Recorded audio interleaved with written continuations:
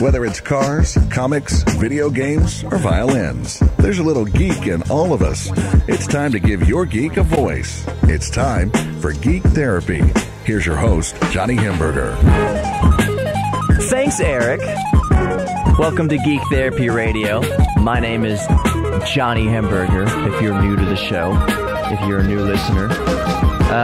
Congratulations, you found your new favorite radio show in Houston. If you're listening on KPRC 950 AM when the show originally airs, or if you're listening to this on the podcast, you're a first-time listener, again, congratulations to finding your favorite radio show in the world. Not just Houston, Texas, but in the world, thanks to the power of the internet.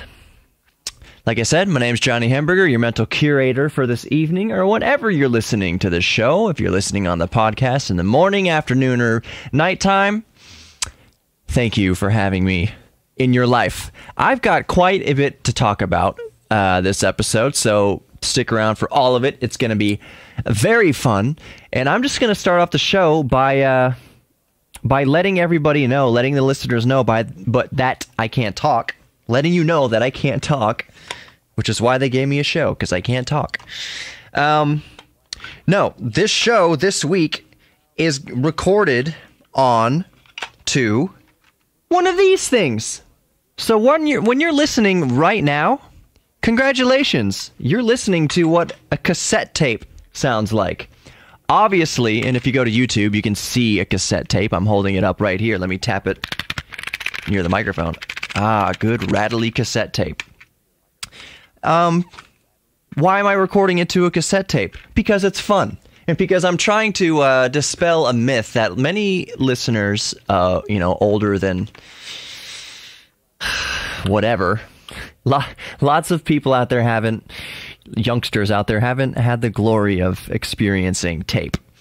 I was going to say experiencing tape yet, because it's not yet. They're just some 19-year-old listening to this is going to go start collecting cassette tapes to play in his car that doesn't have a cassette player in it.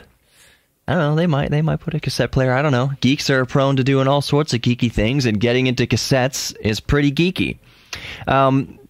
Why I'm choosing to record this show onto cassette, and I remind you, you're listening to my voice right now, and all the bumper music and everything, the whole show is getting dumped to a cassette tape, and then I'm re-uploading it into our system here at the radio station, digitally, of course.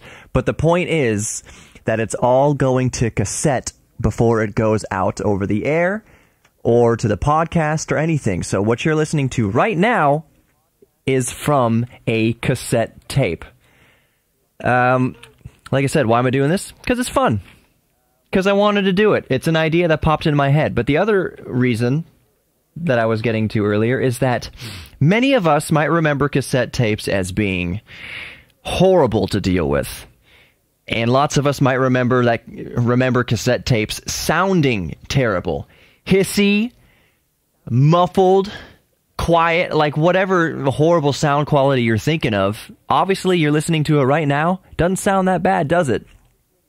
I maintain that the reason why a lot of us remember cassette tapes sounding terrible is that, honestly, most of us just had crappy equipment.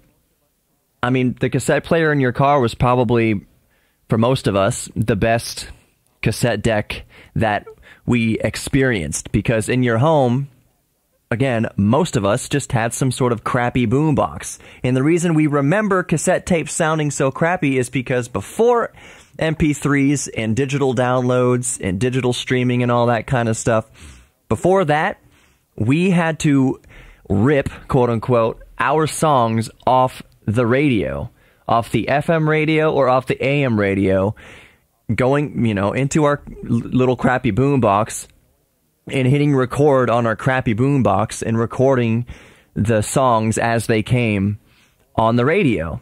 So, again, that crummy boombox we had was not the best tape mechanism, didn't have the best heads in it, didn't have the best cap stands or transport or anything like that. There's no way you could adjust the bias, so you could probably only record to normal bias tapes anyways, type 1 normal bias tapes. So by and large, most of us probably remember cassettes sounding terrible.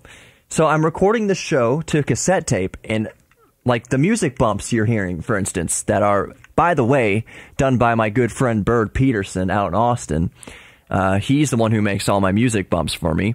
But you're listening to those very modern electronic EDM-style songs on cassette. All the bass you're hearing, all the clarity you're hearing, it's from a cassette tape. This is a Type I cassette tape I'm holding up for YouTube to see. But, and if you want to see it, go to Geek Therapy Radio on YouTube. But I'm going to use a Type II cassette, a chrome tape, in other words. Those sound a little bit better than Type I. I am not going to use any sort of noise reduction. You know, if you remember Dolby noise reduction, Dolby B noise reduction, Dolby C, or Dolby S. Dolby S noise reduction sounds amazing. It basically virtually gets rid of all the hiss associated with tape. But I'm not even doing that. I'm recording it with no noise reduction, just so you can hear the purity of cassette tapes like you've never heard before. And I do realize that if you're listening to this on the air on KPRC 950 AM, that's AM radio. So you're not going to be hearing, you know, the best fidelity anyways. You're going to hear the bandwidth that AM radio provides. It has a certain charm to it. My voice comes over nice and clear. You can understand me quite intelligibly if I'm speaking clearly. But you're not going to get the full effect of how clean, you know, the cassette sounds unless you go on to unless you're listening to the podcast or even YouTube. Even, you know, once it's podcast and once it's up on YouTube, it gets compressed to whatever audio compression that the service uses. But it should still sound nice and crisp and clear.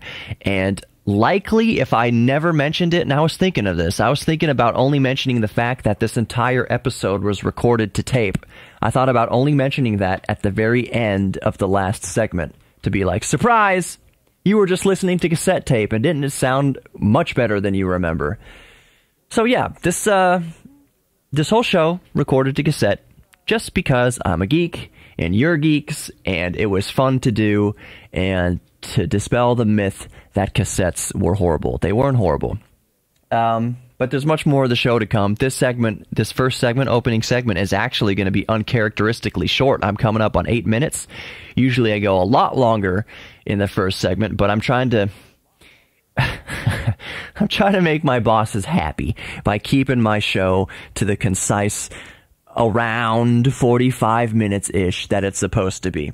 So we'll be right back with more Geek Therapy Radio. I'm going to talk about in the next segment what audio setup should you invest in for your PC or your home theater? What speakers should you buy? And I'm going to give a rationale for my argument towards what speakers I would purchase in my home theater or for my computer, my gaming computer, what speakers I would choose for that kind of setup. And I'm going to argue my points for it. So stick around to get some insight into what speakers and what audio setup you should buy for your gaming PC or for your home theater or whatever. So stick around, more Geek Therapy Radio coming up. You know, I've got more subjects than that. Why don't I have a Nintendo Switch yet, by the way? Why don't I have a Nintendo Switch?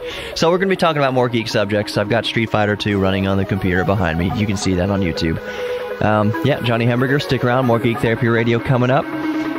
Do not change that dial.